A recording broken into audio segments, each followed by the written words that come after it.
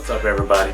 Welcome back to another episode of EndZone to EndZone. Today, we have 4 topics that has kind of happened throughout the week, and they regard stuff about players and stuff about non-players. So we're going to be going over Carson Wentz's contract. The Patriots got their 6th Super Bowl ring. That's right, guys, 6th Super Bowl, and all during the same era. Then we'll jump right into how the NFL is trying to put in new rules to reveal the passing interference in crunch time. And when I mean crunch time, I mean the 2-minute warning time of playing football. And lastly, we're going to go over some really big drama that occurred when the Texans fired their general manager after just 1 year of him being with the team. So let's get it. Starting with the Carson Wentz contract, we've all kind of known that Carson Wentz was going to be getting a new contract. We just didn't know whether he was going to be paid up here or if he was going to be paid here or down here. Now, when I mean here, here, and here, what I mean is he going to be paid the likes of Aaron Rodgers, or is he going to be paid the likes of guys like Phillip Rivers, guys like Cam Newton, how their contracts are kind of being played out right now. So Carson, obviously that got revealed to us when he signed his contract extension with the Philadelphia Eagles. He signed an extension worth $137.25 million over the next 6 years, with the potential of getting $153 million with incentives. So if he does achieve certain things, he will get bonuses and extras. Now, he still has to finish off his final rookie year deal because this is a contract extension. This isn't a brand new deal. So this coming up 2019 season, Carson Wentz will be getting only $3.99 million, finishing off his rookie contract. Then in the 2020 season, he's going to get his new contract. Where does this put Carson Wentz in terms of the quarterback tiers? Well, this puts him in the class just underneath Aaron Rodgers and Russell Wilson. So he's not being paid the amount of money that Aaron Rodgers and Russell Wilson they are getting, but he sure as heck is getting paid Matt Ryan money, Kirk Cousins money. He's getting paid that type of deal. Now, looking at how his contract breaks down, after his rookie season finishes, Carson Wentz will start off the 2020 season getting $18.66 million, hitting the cap. So he only gets 18. So it kind of starts off a little slow. Then in the 2021 season, he will get immediately $34.69 million. Then in the 2022 season, he'll get $31.27 million. With the 2023, it'll jump back up to $34.224 million, and then finishing off in 2024 with $32 million flat. So after the 2020 season, Carson Wentz will definitely be getting $30 million. Now, that is completely based off if he is healthy enough to play the entire length of his extension, which is 6 years. The part that after seeing his play, seeing how he's progressed, seeing what he can do on the field, I think that this type of a contract is a very smart contract for Carson Wentz. Not for the Eagles, but for Carson Wentz. Him and his agent definitely got himself in a very good position. These next 2 years, in a way, for Carson Wentz, based off of the amount of money he's making, is going to be prove-it years. Carson Wentz will have to prove to the Philadelphia Eagles his worth of being a $30 million quarterback. The whole idea is Carson Wentz is kind of turning into an injury player. He's kind of turning into an injury-plagued player. He hasn't played a full season yet since he's been drafted with the Philadelphia Eagles. He's always played either a little bit of the season, gets injured for the rest of the season, or he's played a bulk of it and then he gets hurt. So we all remember their Super Bowl winning season where Carson Wentz went on an MVP season, and then he got derailed by a knee injury that took him out for the rest of the season and the playoffs, and in which Nick Foles had to come through and win them the Super Bowl and also got the Super Bowl MVP. So Carson Wentz is definitely going to have to prove it to the Philadelphia Eagles and to the city of Philadelphia and to the NFL. For me, I think that this was a smart move by him and not the Philadelphia Eagles. Because if I'm the Eagles, I'm looking at this as, let's pay you a lot of money up front. Let's convince you to take a lot of money up front. And then about 2 to 3 years after you getting $30 million, you're going to be getting like 20, 18. So that if you don't work out, we can take that $20 million hit, no problem, and get ourselves a future. That is what I would have tried to do as the Philadelphia Eagles. Now, who knows how the talks went behind the closed doors, but if I'm the Philadelphia Eagles, that was what I would try to get at. Is because you know about how his injuries are. You give him a lot of money up front to kind of make him believe that, hey, we're on your side. Just because you're getting hurt, we want to pay you because we believe in you. Then, after 2 to 3 years, if he's stinking it up the joint because he just cannot stay on the field, that is when we will pull the plug and be like, you know what? It's only a $20 million hit. It's only a $10 million hit. It's only a $15 million hit. We're not worried about that. Especially because, think about it, guys. 5 years from now, the salary cap is going to be like out of here. It's going to be out of the frame, essentially. So, just, if I'm the Eagles, that's what I would have tried to do. Maybe they did try, maybe they didn't, but if it was a perfect world, that is what I would have offered him. Now, was that contract worth it? Yes. It's worth it for the Eagles, and it's also worth it for Carson Wentz. For Carson Wentz, he's able to win a multi-year deal. Extension, he doesn't have to worry about playing his final year and not knowing what the future holds. He immediately gets a prove-it year, right? So he gets a prove-it year in 2020, then he's going to get $30 million.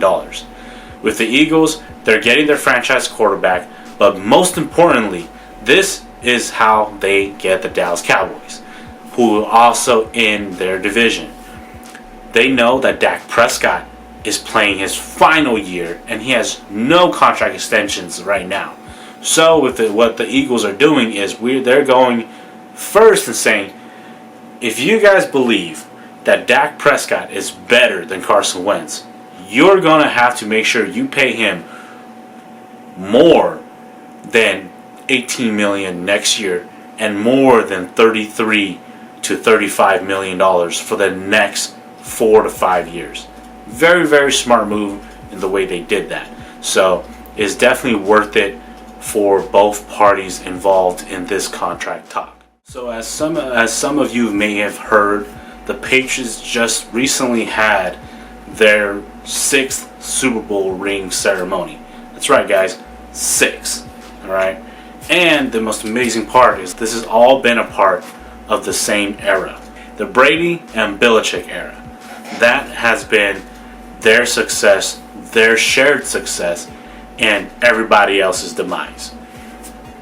They truly have paved the way in the salary cap era for any team that wants to win multiple Super Bowls in the same era. They have shown how to do it.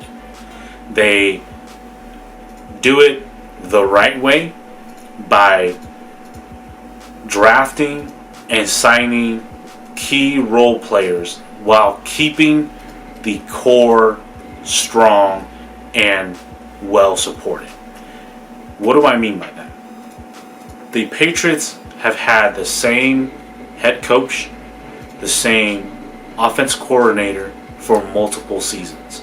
Now, obviously, they've changed up a few of their offense coordinators, but most of their success has all been a part of Josh McDaniels and Tom Brady's relationship running that offense. Then, Bill Belichick, who is a defensive guru, has stayed the head coach, and he's been the GM for that team for all these years. Tom Brady, who's the quarterback, has stayed on top of his game and always improving his game for his entire career and for Bill Belichick's entire time coaching him. Now, those are just some of the formulas that have kept this success for the Patriots going for the almost 2 decades now, guys, which is insane. But that is really what it takes to win Super Bowls on a consistent basis, as how the Patriots do and have done and might continue to do, as long as they bring in guys who believe in the same cores. Tom Brady has 6 Super Bowl rings. Bill Belichick, I believe, has 8. That, guys, speaks to their legend, to their history, that will forever be remembered in the NFL lore. Tom Brady will go down as the most successful individual player in the history of NFL. In terms of football, in terms of football, he is. Because why do these teams compete? These teams compete not just for wins, not just for money. They compete to get that ring. They compete to get those trophies. Because through those trophies and through those rings, after their football careers are over, people will still talk about them. People will still mention their names. No one really mentions Dan Marino's name really the same way they mention Tom Brady's name. And Tom Brady is not even close to the type of passer Dan Marino is. But Tom Brady is a better player all around than Dan Marino. Tom Brady is a better leader.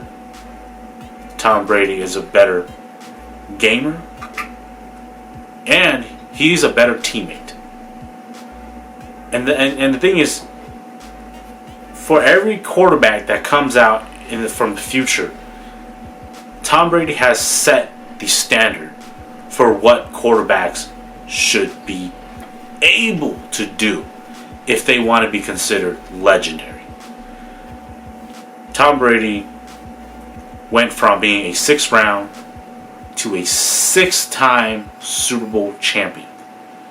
And not only that, he is a multi-Super Bowl MVP and a multi-regular season NFL MVP. Although Tom Brady is not the best thrower, because he's not. That's just the truth, guys. He's not the best thrower of the football. He is the best winner.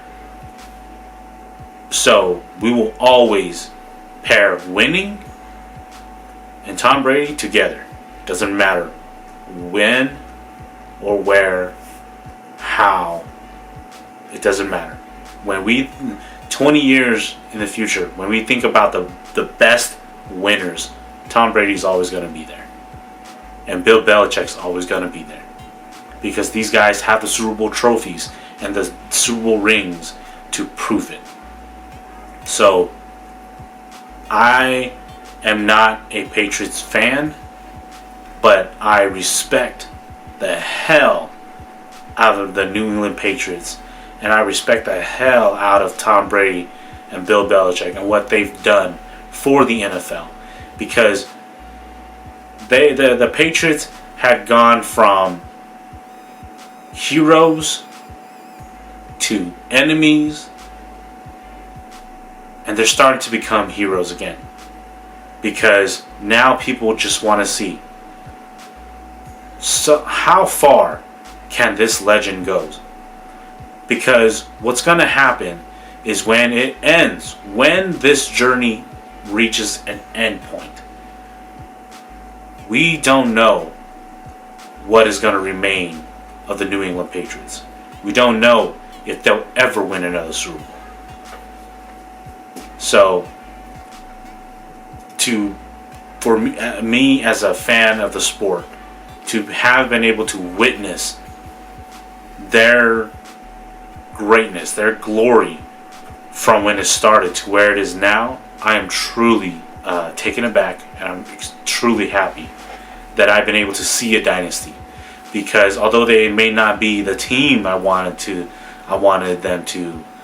see go through that dynasty, I am proud to have been able to see a dynasty, and probably the greatest dynasty that has ever happened in the NFL, because they're doing it in a time in which the salary cap was made to stop these stuff from happening, and they managed to find a way to make it happen. I give them my full respect, and if they win another one, so be it, because that guy right there, Tom Brady, has become Thanos, and that guy right there, Bill Belichick, we all have already known that he is Emperor Palpatine. Okay, guys, so onto a rule dispute, because it's not really a change yet. It's more like a rule discussion that could potentially be changed, or could lead to a change in a current rule that we have right now.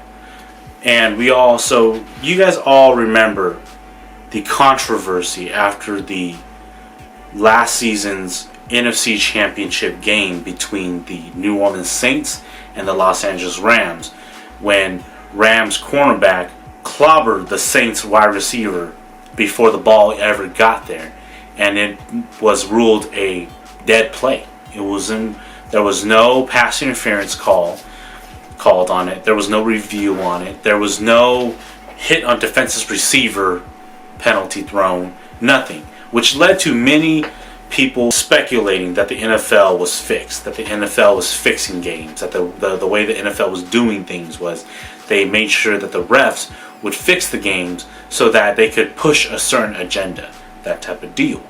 Now, after all of this happened, the NFL decided that they wanted to revamp these rules, kind of go in and dig in, because, well, guess what? One of the guys in the high positions of the NFL circle is Sean Payton. Ding ding, he's also the head coach of the New Orleans Saints. So, as you guys know, he probably gave them all an earful about that situation. Now, they are going from talking about it to now in March, they went from just trying to damage control to now they've gone to, we are going to allow challenges on non-contact plays. You guys remember that? If you guys pay attention to the NFL in the offseason, that was one of the biggest things, was the NFL was now allowing throughout the games coaches to challenge non-contact plays, but with one rule, that in the 2 minutes they were not allowed to do that. Under the 2 minutes, the coaches had to allow the booth to challenge.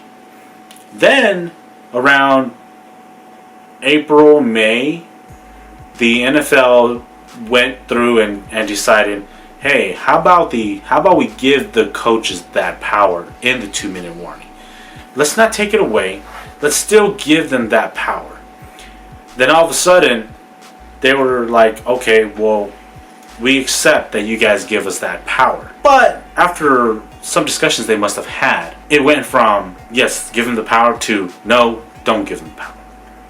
So now the NFL's back to, the coaches will not have that power to call a challenge on a passing interference within the 2 minute warning. But they are putting a strict and intense review process on the passing interferences that happen within the 2 minute warning. So we don't know how it's going to be like. We don't know how this is going to affect the game. But what we do know is that if some games are literally decided because a ref folded to a home team, this is going to become a problem. A lot of people are already worried. A lot of people, when I say people, I mean like NFL media, NFL personnel, obviously the fans, obviously investors, that type of deal. They're already worried that by throwing this on, saying that pass interferences can now be challenged, they're worried, oh man, this is just going to make things harder for the game. But for me, I like it.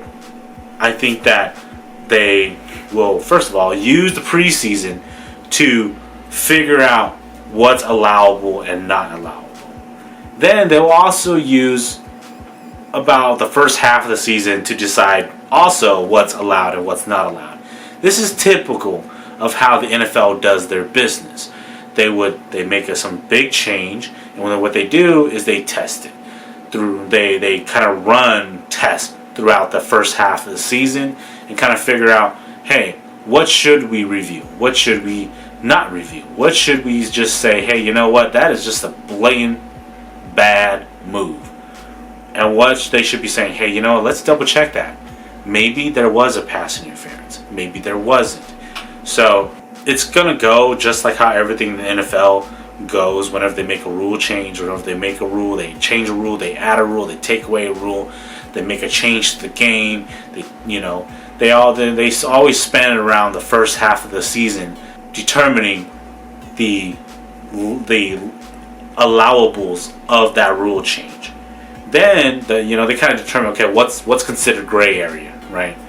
Then after that, when we get to the crunch time, which is the playoffs, that is going to be where they start saying, hey, let's put all of that gray area into effect now. That's not allowed. That's allowed. That's allowed. That's allowed. But not that, and definitely not that. So doing stuff like that. I think that this was going to be great for the NFL. The whole giving them the ability to challenge pass interference. First of all, the Canadian Football League does it. And to all the people who say, this is going to slow the game down. Oh my God, this is only going to make the games longer. No. Okay? This is going to ruin the game. No. Alright? The Canadian Football League has done it for years, and it has proven to be a very effective. First of all, it's not like they get an extra challenge. It's not like they have a challenge flag just for pass interference. No. So think about it. They have 2 challenge flags. The only way they can get a third is if they win their first 2. And after that, they're done. NFL coaches are not going to waste challenge flags on first quarter pass interferences. They're just not going to do that. Because that's a waste. What they will do, in which the smart coaches will do, is they will use that to tell the refs, ref correctly. That's what the smart coaches will do. The dumb coaches will obviously only use it as a reactionary tool, but the smart coaches, the Bill Belichick's of the league, will find a way to use that rule change to make sure that these refs are not sleeping on anything. And so the way it is right now with this NFL pass interference, they're still coming down to the final vote of whether they're going to decide, should we give that power in the 2-minute warning to the coaches or not. If we do, it might create situations that we don't want to get, which is giving coaches too much power. If we don't, we can still potentially fall into the situation of, oh, the NFL is setting things up. It's fake. The conspiracy. So the NFL is kind of, they're juggling between that. Do we want to have to deal with the mass media talking about how we're faking stuff and we're setting games just so we can push forward a message? Or should we give it to the coaches and just be like, you know what, out of our hands, if the coaches feel that a pass interference should be called, you challenge it. So they're kind of falling in that situation, tilting back and forth. I think that ultimately they should just not give it to the coaches because, first of all, why? Your coaches already have too much responsibilities. So if you're going to give them that responsibility of challenging a pass interference, you're going to get some coaches that are going to abuse the hell out of it. So just remember that. Now on to the topic about the Houston Texans firing their former GM, Brian Gaine. The Texans hired Brian Gaine about 2 years ago to be their general manager. Now, after hiring him, there was a lot of things that happened. Obviously, you guys remember there was a lot of stuff dealing with the Colin Kaepernick kneeling and the protesting and stuff, the anthem flag protest. And the Texans were kind of in the middle of it with having their owner being very outspoken, right? We all remember that. Being very outspoken about how the asylum and, these guys are prisoners, that type of deal. You fast forward it about a year or two, the Texans have now fired Brian Gaine, which came off a little odd because he'd only been there for a very short time, and it wasn't like they had to change a head coach or change an office. They just all of a sudden fired him. Well, turns out there is reason to believe that Brian Gaine was fired over the fact that he was being racist. That Brian Gaine was discriminating. He was firing people, employees of that business, of that organization, of this that were only the same racial ethnicity. Brian Gaine was firing only black people from the Houston Texans. And then he would fill those fired positions with people of white descent. Once you bring in the word racism and you bring in the word discrimination and you pair that up with firing, it becomes a really, really messy topic. I thought that, they were just firing him because he was treating the organization, he was running it bad. Oh no, apparently it was deeper than that. Brian Gaine, there was rumor and statements about former employees that were fired by him that were saying how they weren't allowed to eat at a certain breakfast place together as employees of the same color, weren't allowed to eat together because the GM, Brian Gaine, had felt that those guys were up to no good hanging out together, eating there. Then, all of a sudden, when some of the guys get fired, they would see Caucasian people, employees, hanging out together at those places, eating and hanging out, and Brian Gaine wouldn't have an issue with it. So, it is obviously a lot of those former employees that have been fired, they have filed cases against the Houston Texans and against Brian Gaine about these firings. So this is an issue that is bigger than the game of football itself. This is about life. This is about running a business. This is about how giving power to a certain person that has certain beliefs is wrong. No matter how qualified this person looks on their resume, if this person has a certain belief in them that is instilled in their mind, they are wrong for the job. Because no one set top level person should have that mindset that only certain people should be meant for a certain job. Only certain, and that it's based off of their racial ethnicity, not for who they are, but how I I believe that the Texans obviously didn't know that Brian Gaine was a person like that. They didn't know that Brian would have came in and just started firing all the black people in the Texans organization. They didn't know that. And if they did, shame on them. But I'm gonna take it as they didn't know that, and they just hired a person that they knew, that they felt that was a good for the job, and they put him in that position. Then all of a sudden he starts abusing his power that way, and now they did the right thing and they fired him. The greatest thing about that was that they didn't let this go on until the guy's contract extension was coming in. They fired him. Now, whether they knew about it and they try to hold out, who knows? Who knows yet, right? But the point is, the guy's only been there for about 2 years, and they canned it. And many, obviously, people don't want to talk about it because this is a very touchy subject. This is a subject that is deeper than football. And when you start digging into to topics that revolve around the NFL that are deeper than football, it makes people sensitive and it makes people not want to talk about it.